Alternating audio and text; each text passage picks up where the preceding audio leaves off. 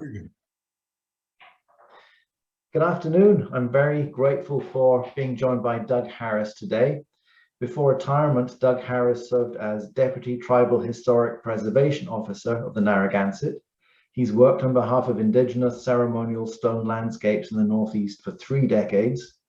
Doug's expertise has resulted in protection of Indigenous ceremonial stone landscapes, including the recognition by the National Register of Historic Places of the Turners Falls Sacred Ceremonial Hillsite, widespread education in Massachusetts town historical commissions, the protection in conjunction with Hopkinton Land Trust of Manitou-Hashinash, a ceremonial stone landscape area in Rhode Island, and countless individual features he's helped identify and protect on private lands and public lands.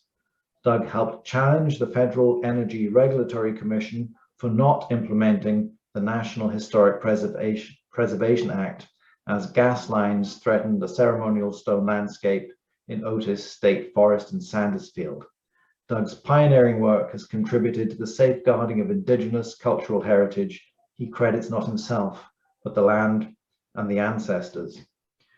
So I'm going to thank you again heartily, Doug, for joining me today and ask you a question and then turn it over to you. And the question is this: obviously, there's been great success using federal law to protect Indigenous ceremonial stone landscapes.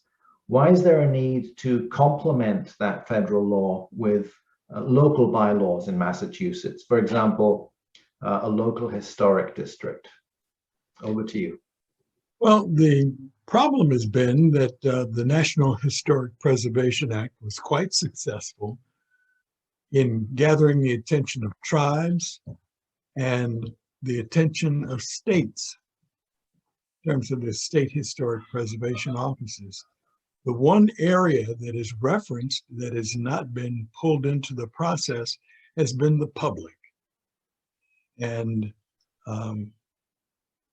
fortunately or unfortunately, the bulk of the lands are either private lands or public lands, and therefore we need to draw the public, towns,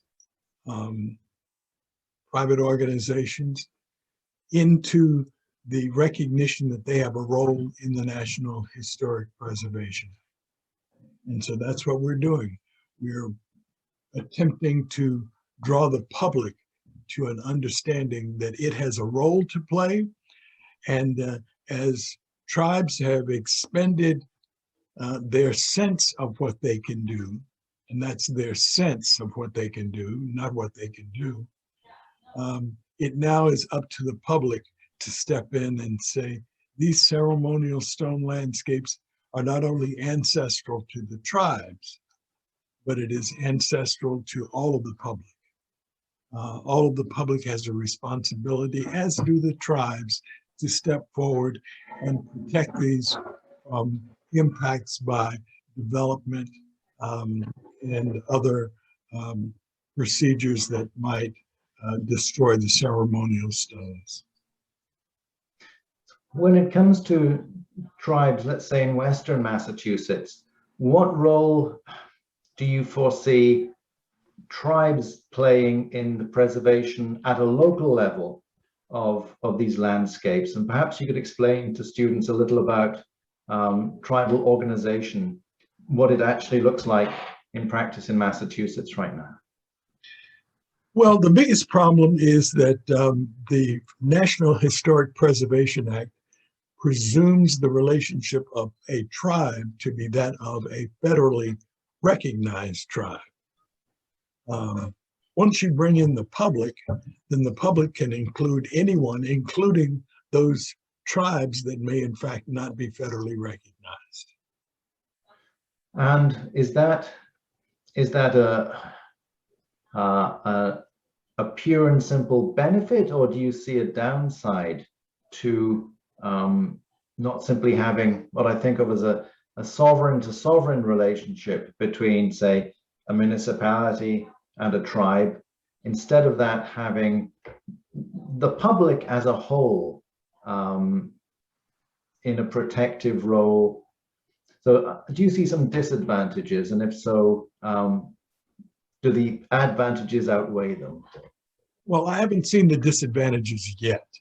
And in the Sandusfield situation, the public stepped forward as protesters and said, we will put our bodies on the line. We will go to jail in order to make sure that the National Historic Preservation Act is followed. When the Federal Energy Regulatory Commission decided to step aside and not properly play its role, the public said, time out, you're wrong. We're going to step in and make sure you do your job.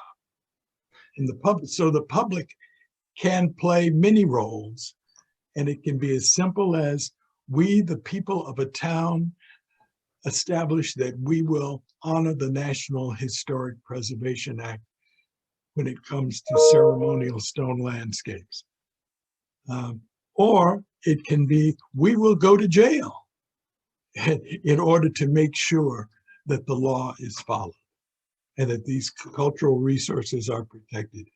And at this point, there are many tribes that don't know what the relationship is of that tribe to ceremonial stone landscapes. We are now just really getting into the work of establishing procedures for determining the age of ceremonial stone landscapes. So that will help some tribes. But the fact is that the position we took in Rhode Island, Connecticut, and in lower Massachusetts was these are not specific to tribe. They are ancestrally important to us, and therefore we will use our specific tribal relations to the National Historic Preservation Act to extend a canopy of protection for these cultural resources, which we know very little about. And as we've studied them, we found out more and more. We're learning more and more. But the fact is that we know very little, and it's shocking that they still exist and still persist in our environments. And perhaps you could explain a little about why there's this knowledge gap. And it may seem obvious, so forgive the question, but why do we know so little about these ceremonial stone landscapes? Well, there has been a screen of confusion created by the anthropological community, who did not know what they were looking at and attempted to explain them as the result of farm clearing. Well, they were absolutely wrong. And that's not to say that a farm does not clear stones and pile them up, but these are a category of stone which are cultural in nature and not utilitarian. And what right now is what are some of the threats that we face in attempting to safeguard ceremonial stone landscapes? Well, right now, the biggest threat are solar farms. Solar farms look at a Google map and they say, oh, hey, here's a spot that's not being used. Let's plop a solar farm right there.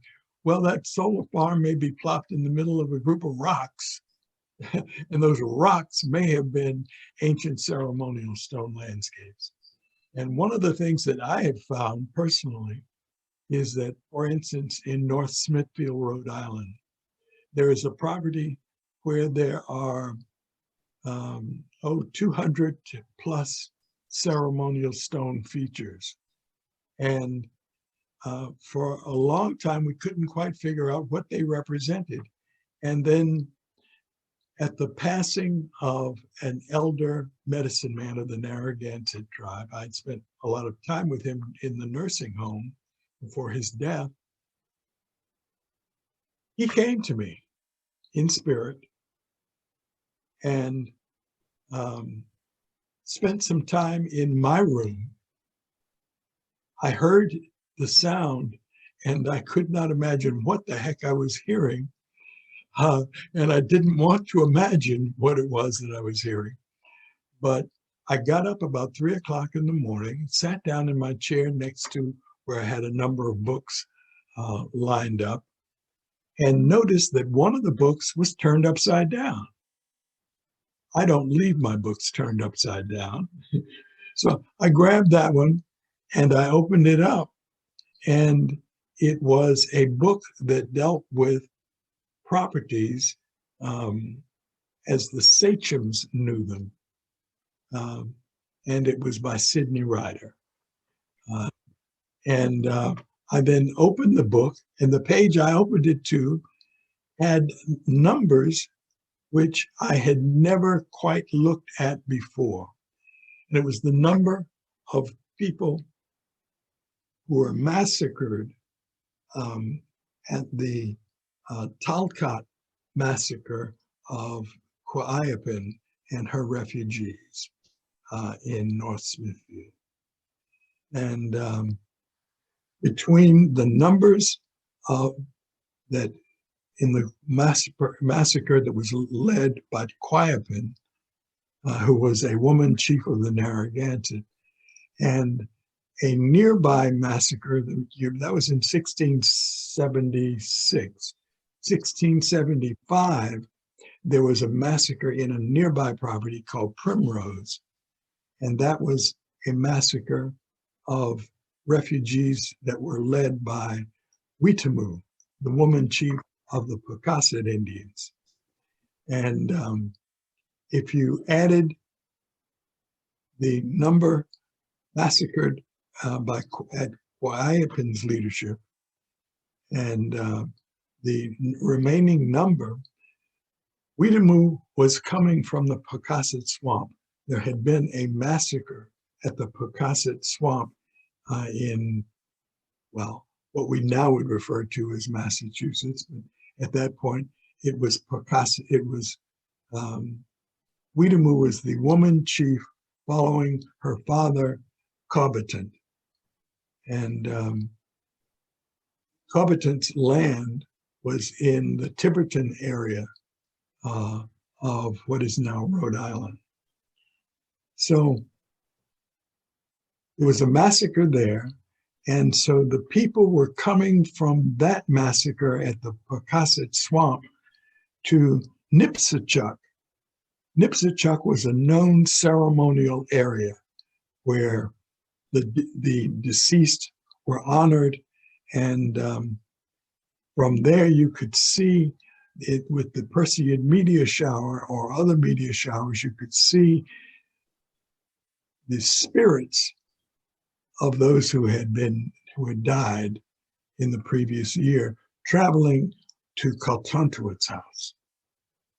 Now, we've referenced that before at the Turner Falls site, and where we indicated where there was a break in a ceremonial stone row that had a triangulation that created a triangle. And if you stood on the base of that triangle, you would be looking toward Mount Pocumtuck. Well, you're actually looking toward a notch in Mount Pocumtuck. And when the sun set in that notch, that would be the time of the Perseid meteor shower. Well, so it was seen, that was seen as a ceremonial place, a ceremonial calendar. And the people, when they saw that event, that sun setting in that notch, they knew they could go out, and that night there would be the meteor shower that would represent the spirits of people who had died during the course of that year. Well, so these people with Weetamoo were coming to do ceremony in Nipsachuk, and the place that was known was called Primrose. They came with an escort of Metacom and some of his men, and there was an entourage of assault people who had assaulted those at the Pocasset Swamp, who were coming to meet up with Weetamoo and to kill her people. Well, Metacom defended them, and they were caught. They had arrived in the late night, and they had gone to a place where there were peas in the field, and they were harvesting the peas in order to have food to eat once during the course of that day. And they were ambushed. So what do we end up with? We end up with the Pocassets who were killed at the Pocasset Swamp Massacre. We end up with the Pocassets who were killed by the colonials here at Nipsachuk. And if you add those all together with those that were killed by Quiapan, the year who were killed that Quiapan led the year before, that would add up to about the number of ceremonial stone features. So it was from that I was able to conclude that the ceremonial stone features represented two different events where memorials in the ceremonial stone features were indicative of memorials that had been constructed to each of the people who had died in these different situations. And before that, we had sort of poo-pooed the idea that these ceremonial stone features had anything to do with burials, because colonials who had excavated these looking for burials had not found burials. And what they represented were memorials to the dead. Now, I don't know the particulars. I don't know whose hands crafted them, did it require specific artistry? I don't know any of that. But what I do know is that the circumstantial evidence establishes that these are in fact memorials to the dead. And because of that significance, that holiness to a site like this, do you have some trepidation about, some qualms about publicizing the site, which is absolutely necessary if you're going to create a local historic district? It is taking something that's pretty private and putting it in the, I'll use the term public domain, and I'm not using it in a legal term, but taking private information and making that public. Do you have any misgivings about that? Let's look at the options. A wind turbine, not a wind turbine, but a solar farm comes in, they're going to wipe it all away because they perceive it to be farming, the result of farm clearing. Well, when you put it like that. So if the option is public knowledge and public responsibility, then I would prefer public knowledge and public responsibility over willy-nilly destruction, utilitarian destruction. You mentioned and thank you, that I think that's really clear. There are never perfect choices. We're just left to choose from sometimes not great options. You mentioned Pocumtuck, and students should know that where I am sitting in what's now titled the town of Amherst, this is Pocumtuck land. Maybe you could tell students a little about whose land this is. When I say Pocumtuck, who are we talking about? Well, I'd like to make a distinction between Pocasset and Pocumtuck. Weetamoo is a woman chief of the Pocasset, and they're coming out of the area of what is now Tiverton, Rhode Island. Mm-hmm. But the Pocumtuck lands, we don't know how broad the Pocumtuck domain was, but it apparently was a substantial area, and the Pocumtuck would have been in the area where the massacre took place at what is now Turner Falls.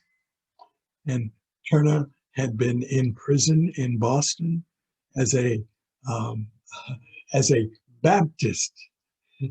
And that was a time when being a Baptist was an illegal act from the point of view of the Puritans.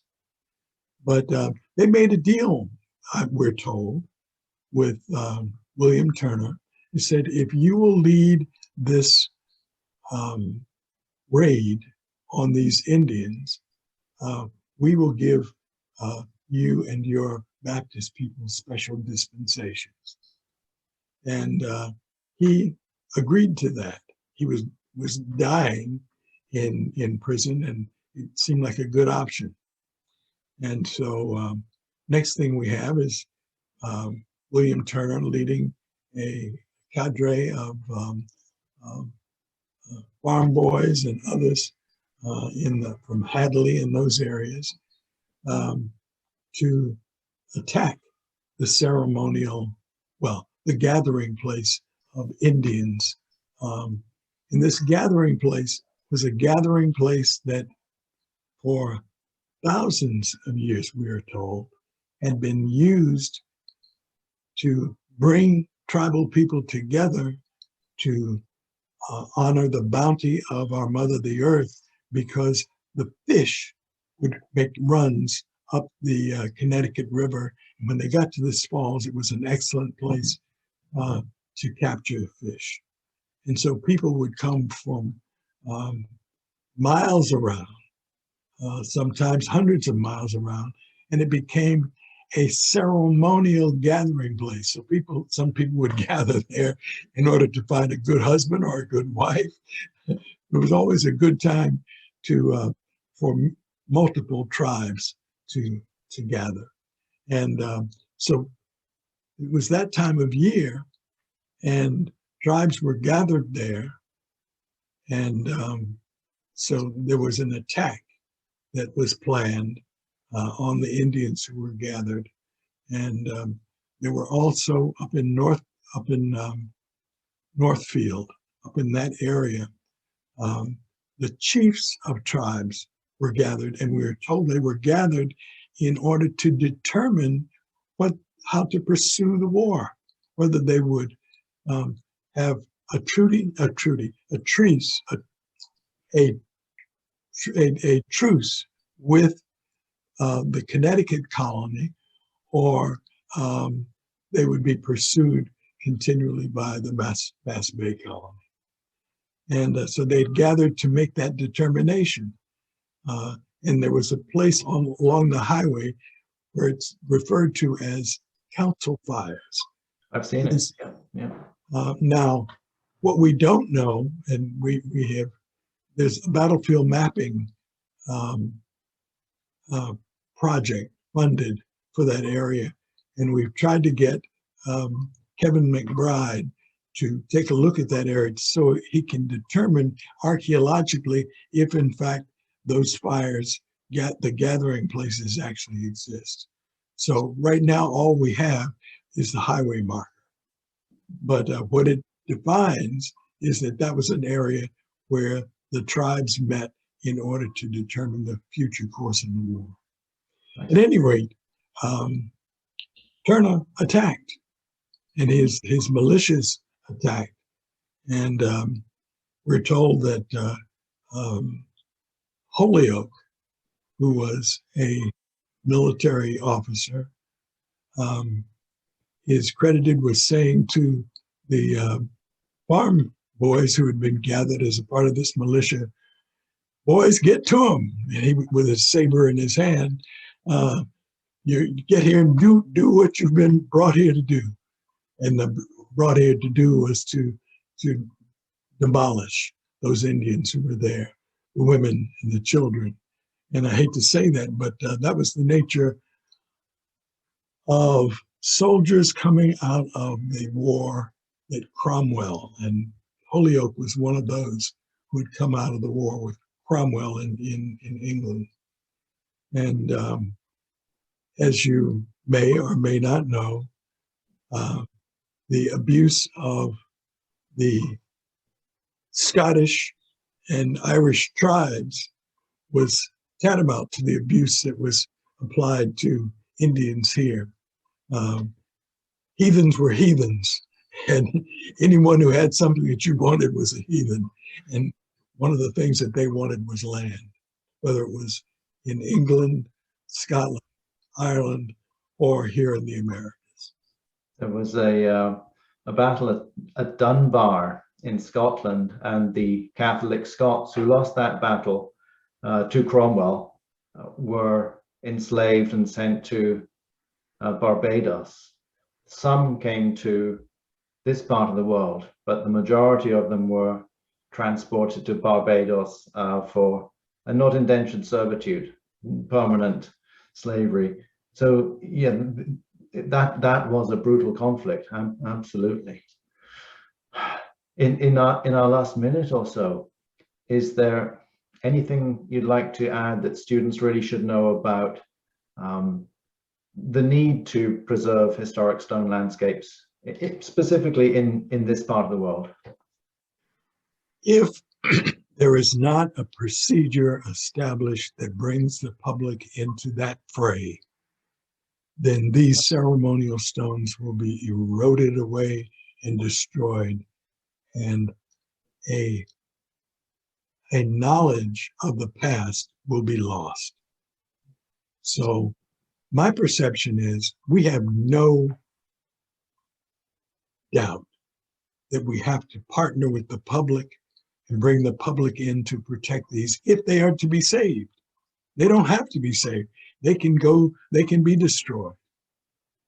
But they can be destroyed only if we all decide that that is a preferred pattern rather than finding a way to protect them. The National Historic Preservation Act allows the public a role. And what we now have to do is to define what that role is and create the mechanisms by which the public can play its role.